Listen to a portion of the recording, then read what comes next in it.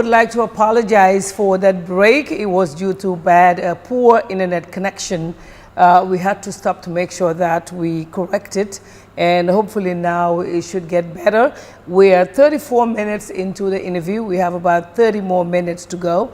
And Doctor was on a very, very important topic when we went off air. I don't know if you can still remember what you were talking about. Yes, so like I was saying, the dynamics have changed from 2016.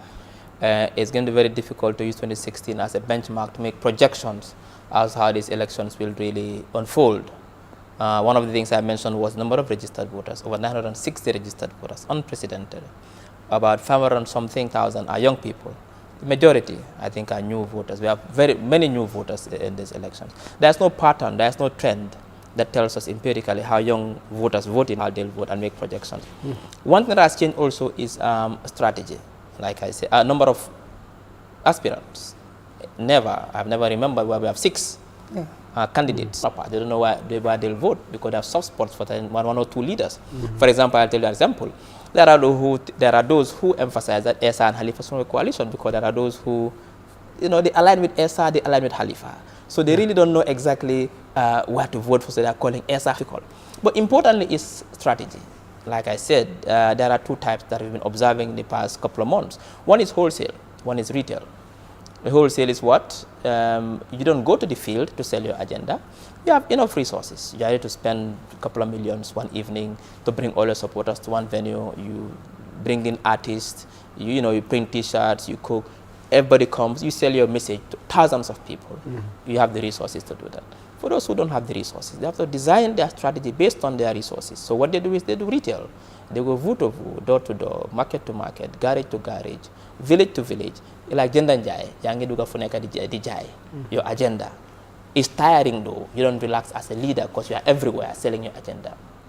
It's more cost efficient. So which of these 2 strategies work, the wholesale or the retail? We wouldn't know until after house to house. I think that would work. You do village to village. You have more contact with the people in their setting, talking to them, interacting with them, knowing their problems, as opposed to the big grand rallies. You'll come out on top of your vehicle. You see the big crowd, and you'll be doing like this, and then have a mega rally, have a speech, and go back again.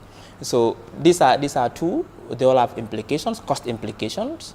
They all have exactly. And the incumbent and Mama Kande, because they've actually been there. Exactly. And they know it. But even smaller parties can do it. But the thing is, it has to do with resources. You need money. One evening alone, count $1 or $2 or $3 million. Who? Obviously, they need a lot of money. Because the stage alone is over $200,000. Now, bringing all these people, vehicles alone, from all over the country, is 3,000, especially from CRR. It's a lot of money. So you need money. So for containers, if the gender guys will go and gender here, they buy here, and as we do. So now, which one works? We wouldn't know, because previously we have an incumbent who has power, who used intimidation, who used money and patronage, and we have an opposition that was weakened, that was operating under the radar in the 2021 elections. Grassroots politics is what works in Gambia, because he experimented it and it worked, and they won. If SFR wins, or if GDC wins, or NPP, or UDP, and NPP, obviously, because they think that it's something that sways voters, who think, especially voters who think that I don't want to waste my vote. I'm not sure that would be, because then, for instance, if the incumbent wins or UDP wins, like the incumbent, of course, has an advantage. Wherever he goes, people will follow him because he's the president.